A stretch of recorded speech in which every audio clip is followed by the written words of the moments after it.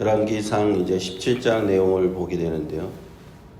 제가 처음 주일학교 교사가 되었던 때가 생각이 납니다. 20살 막 대학생이 되었을 때 처음 주일학교 교사가 되었는데, 그때 공과공부 교재를 받고 처음 보았던 그 내용이 이제 열왕기상 17장이었던 것 같아요. 엘리야에 관한 내용. 주일학교 아이들한테 많이 가르치는데 그 기억들이 있습니다. 그때 가르쳤던 아이들도 벌써 이제 30대 후반이 되었겠네요. 하나님께서 이제 선지자 엘리야를 등장시키시게 하는데, 우리가 그 배경에 대해서 좀 알고 있으면은 하나님께서 왜 이런 선지자를 보내셨는가, 왜 이때 보내셨는가라는 것을 우리가 좀 쉽게 이해할 수가 있는데요. 그러기 위해서는 바알 신앙에 대해서 좀 알 필요가 있습니다. 바알이 도대체 뭔가? 바알 신은요, 당시에 이 가나안 땅과 이 페니키아 지방이라고 하는 이곳에서 숭배되던 신이었습니다. 현재 지역으로 보면은 이스라엘 땅과 그 북쪽의 레바논과 시리아 지역이 이제 당시에 가나안과 페니키아 지역입니다. 이 사람들은 농사를 짓는 사람들이에요. 농사를 짓기 때문에 다 농사를 짓는 사람들에게 중요한 것은 항상 적당하게 내리는 비가 중요하시죠. 오늘날도 마찬가지입니다. 비가 내리지 않으면 농사를 지을 수가 없어요. 그런데 이 바알 신은, 그들은 바알 신을 폭풍의 신이라고 불렀습니다. 폭풍이라는 건 비가 내릴 때 폭풍이 내리는 거죠. 그래서 비가 적당한 때에 잘 내려서 풍년이 들어야 곡식을 많이 거둘 수 있게 되기 때문에 이들은 바알이라고 하는 이 신을 숭배했다는 겁니다. 그런데 그 당시에 그 이스라엘 가나안 땅은 어떤 특징이 있었냐면은 우기와 건기가 뚜렷하게 구별되어 있어요. 우기는 여기 솔트레이크도 겨울에 이제 눈과 비가 오는데 비슷했던 것 같습니다. 거기 당시에도 겨울철에 비가 많이 내렸고 여름에는 비가 안 내렸어요. 건조했어요. 그래서 주로 비가 많이 내리는 때에 농사를 짓고, 또 비가 안 올 때는 빗물을 바다다가 저장했다가 저수지에 저장했다가 그때 농사에 사용하는 그런 방식을 썼다고 합니다. 그렇다면 자기들이 숭배하는 바알 신이라고 하는 그 신이 왜 우기에는 비를 내는데 건기에는 비를 내리지 않는가, 이걸 또 해명을 해야 되잖아요. 그 사람들은 그렇게 해명을 했습니다. 우기가 지나서 건기가 되면, 비가 안 올 때는 이 바알 신이 죽음의 신이라고 하는 모트라고 하는 신에게 또 복종하는 시기가 되는데, 그래서 바알 신이 나타나지 않는다는 거예요. 나타나지 않고 있다가 죽음의 신이라는 모트에서 해방이 되면 다시 우기가 돼서 비가 온다. 이것이 그 당시의 사람들이 우상 신을 믿고 있던 그 바알 숭배의 어떤 모습이었다는 겁니다. 그때 엘리야가 등장하는 겁니다. 엘리야가 등장해서 하나님의 선지자, 여호와 하나님의 선지자가 등장해서 너희들이 섬기고 있는, 원래 가나안 땅에서 그 섬기고 있던 바알 신들 다 쫓아내고 그 족속들을 다 쫓아냈는데, 다시 이스라엘 백성들이 그 본토에 그 우상을 다 들여온 것이잖아요. 바알과 아세라라고 하는 그 본토의 우상신들을 다 들여온 겁니다. 그래서 엘리야 선지자가 나타나서 너희들 지금 이스라엘 백성들아, 너희들이 섬기고 있는 건 가짜의 신이다. 정말로 비를 내리시는 분은 여호와 하나님이시다. 이 자연을 다스리시고 이 정말로 참 신에게 너희들이 돌아와야 된다. 그래서 엘리야가 이 바알 신과 바알 선지자들과 대결을 펼치는 겁니다. 대결을 펼칠 때 처음으로 엘리야가 기도한 것이 무엇이냐면 비가 내리지 않게 기도를 한 겁니다.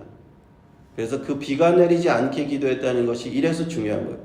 바알 신이 그 비를 관장하는 신이라고 믿었기 때문에 비가 내리지 않게 하는, 하나님께서 비를 내리지 않게 하실 수 있다라는 것을 보여주는 겁니다.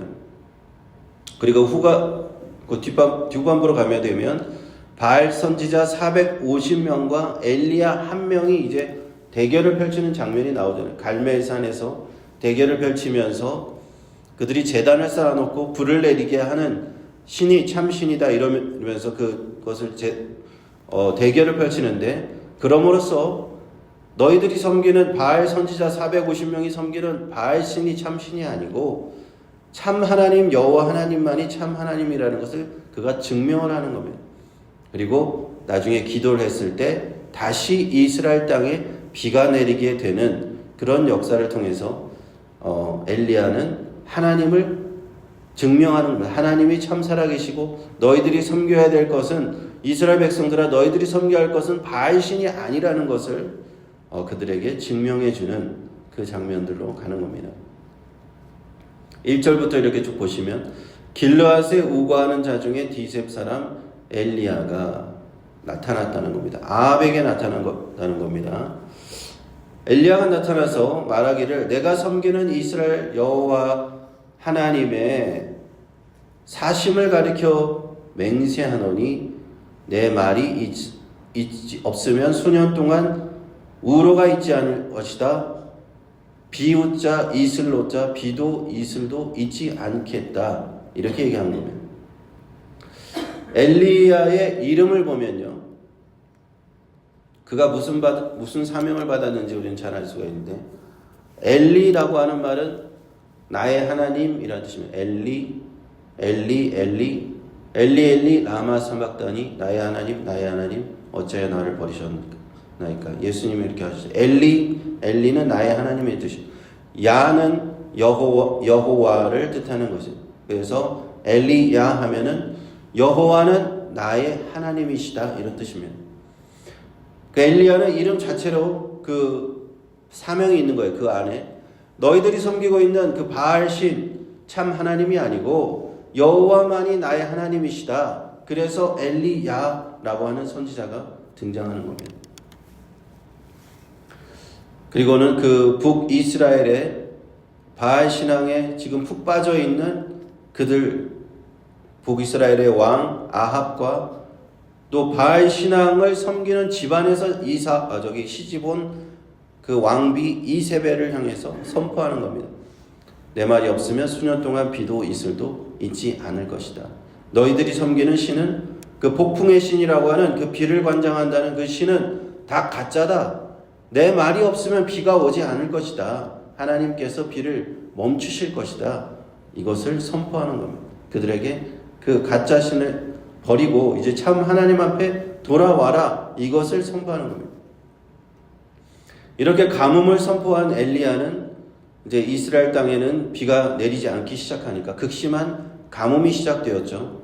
사람들은 고통을 당하기 시작했습니다. 그때 하나님께서는 엘리야에게 말씀을 주십니다.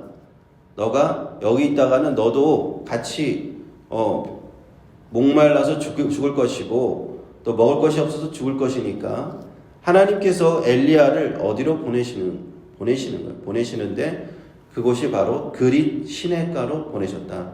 요단 앞에 있는 그릿 시내가로 보내셨다.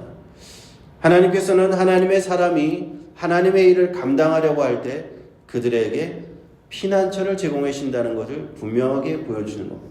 그냥 너희들도 같이 고통을 당해라 이런 것이 아닙니다. 하나님은 하나님의 사람들에게, 하나님의 일을 위해서 내가 헌신하는 사람들에게 피난처를 주신다는 거예요. 그것이 오늘 보는 그릿 시내가입니다. 그곳에서 시냇물을 마시게 하시고, 물만 마시고는 살 수 없으니까 음식도 제공해 주시는데, 까마귀를 통해서 아침에도 떡과 고기를, 저녁에도 떡과 고기를 하루에 2끼를 충분한 음식으로, 기적적인 방식으로 엘리야를 먹이셨다는 겁니다. 오늘 여기서 우리는 하나님께서 하나님의 사람들을 돌보시는 방법을 볼 수가 있습니다. 내가 우상 숭배와 타협하지 않고 거기서 정말로 진실하게 하나님 섬기고 오직 예수님을 섬기려는 그런 사람들, 그런 믿음을 지키려는 사람들에게 하나님께서 어떻게 역사하시는가 엘리야를 보면서 알 수가 있습니다. 하나님께서 그 고통의 시간이 혹시 찾아오더라도 하나님께서 그들을 지켜주신다 하는 겁니다. 혹시나 세상에서 가뭄이 가뭄의 때가 있습니다. 가뭄의 때는 여러 가지로 고통의 시절을 상징할 수 있습니다. 그때 우리가 하나님을 믿고 하나님을 온전히 찾는 사람들, 우상과 타협하지 않은 사람들은 걱정할 필요가 없습니다. 왜냐하면 하나님께서는 그리 시냇가와 까마귀를 준비하실 것이기 때문입니다. 물론 엘리야 때의 그 모습과 지금의 모습은 좀 다를 수가 있습니다. 그러나 원리는 똑같아요. 하나님은 분명히 시냇가의 역할을 해주는 그러한 장소나 어떤 그러한 누군가나 그런 무언가를 우리에게 보내주신다는 겁니다.